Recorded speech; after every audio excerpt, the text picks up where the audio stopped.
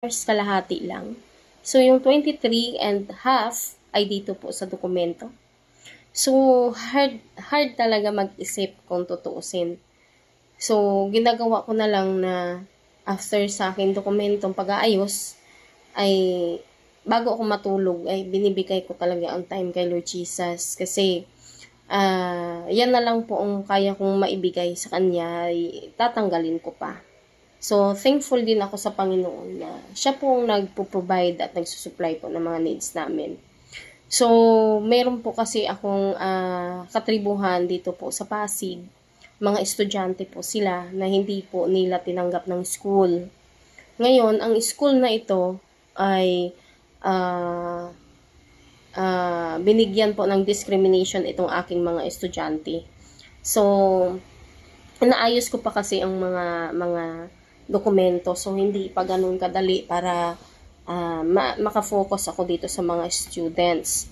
Actually, kasi ang DBM budget sana ay para po yan sa katribuhan talaga. Sa mga estudyante, sa mga senior citizen na napabayaan na ng gobyerno, hindi na po sila nabibigyan ng pansin kasi mga tribo po sila. Mga senior citizen, mga students, mga walang mga trabaho, iyan po is mostly po talaga mga katribuhan.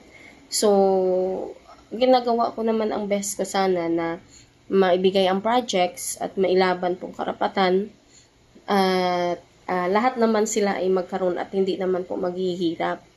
So, sadya talagang matigas lang po ang puso ni Dr. Carlos P. Buasin ng Regional Director ng NCIP, Calabarzon.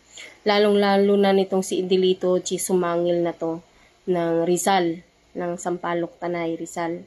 Talagang matitigas na talaga ang puso nila sa sa kanilang mga ginagawa na hindi tama. Nasanay na talaga sila na sila ang sinusunod ng batas at hindi kaya nilang sundin ang batas. So, nasanay silang gumamit ng katribuhan at gamitin ang batas para sa kanilang kapakanan. Talagang matigas ng kanilang puso. So, para sa akin, pinagkaloob ko na rin kay Lord Jesus kung anong nararapat. Basta po kami, patuloy lang po kami sa lapit namin gawin. At sagutin ko din po ang mga allegation na yan.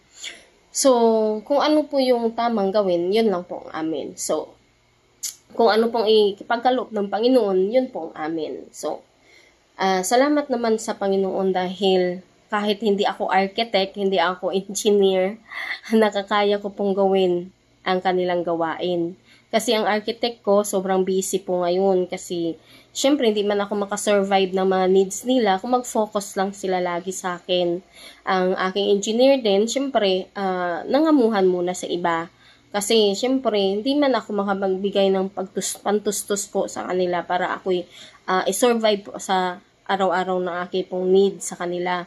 Kasi, 45,000 a month ang aking engineer. Ang civil engineer ko naman is ganun din. Ang architect ko naman ay ganun din. So, 150,000 a month. Hindi ko po kayang ibigay sa kanilang tatlo. At the same time, ay office kami sa Cubao. Para po ito sa aking engineer sana at saka civil engineer na i-close na dahil 12 months na ngayon hindi ko nabayaran. So, yung mga engineer ko, hindi na rin bigay na visit po sa akin dahil sa close na po ito. So, God will provide para po mabuksan ko po ito ulit. So, ganun po yung kahirap ang sitwasyon. Syempre, hindi po ako makapag-provide sa kanila sa every month nila at the same time sa upahan nila at mga needed. So, hindi po sila nakaka-stay sa akin. So, sobrang hirap kasi pati ang gawain sana nila ay ako pang gumagawa. As a chieftain administrator po, ay hindi naman po ako nakapagtapos sa mga ganyan po na course at hindi naman po ako degree holder.